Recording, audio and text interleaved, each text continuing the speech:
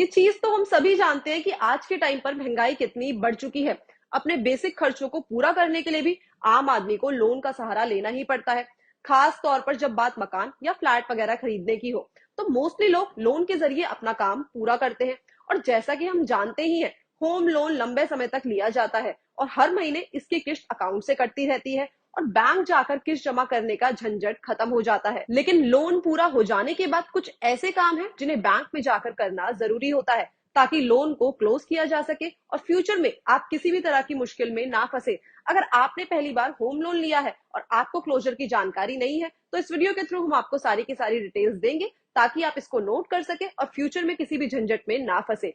सबसे पहले आता है नो ड्यू सर्टिफिकेट। जब आप अपने लोन को बंद कर देते हैं, तो बैंक से कस्टमर्स को नो ड्यू सर्टिफिकेट दिया जाता है। ये सर्टिफिकेट लेना बहुत ही ज्यादा इंपॉर्टेंट होता है। ये सर्टिफिकेट इस बात का प्रूफ होता है कि बैंक पर अब आपका कुछ भी अमाउंट रिमेनिंग नहीं है। आपने जो भी लोन का अमाउंट लिया था, वो अब आप वापस कर चुके हैं। इसके बाद आता है लीन। बैंक या लोन देने वाली कोई भी ऑर्गेनाइजेशन लीन के जरिए आपकी प्रॉपर्टी पर अपना राइट जोड़ देते हैं। इसलिए लोन पूरा होने के बाद लीन हटवाना ना भूले। लीन हटवाने के बाद प्रॉपर्टी पर आपके अलावा किसी और का हक नहीं होगा। अब थर्ड पॉइंट आता है क्रेडिट प्रोफाइल अपडेट करना ना भूले।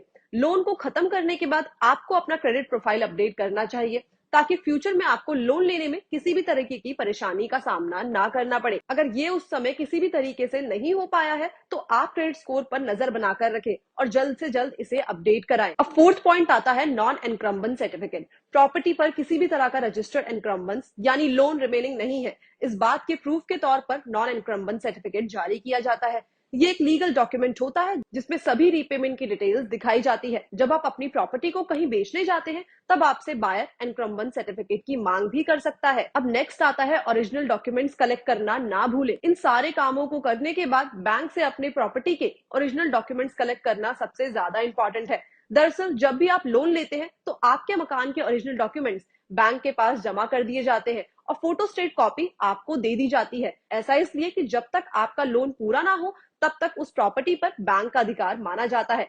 ओरिजिनल डॉक्यूमेंट्स लेने के बाद ही प्रॉपर्टी पूरी तरह से आपकी होती है। इस चीज को कभी भी ना भूलें, क्योंकि इसके साथ साथ allotment letter, possession letter, legal document, sale deed, builder buyer agreement, sale agreement और बाकी दूसरे डॉक्यूमेंट्स भी शामिल होते हैं। आई होप आपको सारी की सारी चीजें समझ में आ गई होंगी। अब आप इन बातों का अच्छा खासा ध्यान रखेंगे, ताकि इन फ्यूचर आपको किसी भी परेशानी का सामना ना करना पड़े। ऐसी अपडेट्स के लिए जुड़े रहिए इंडिया न्यूज बिजनेस के साथ।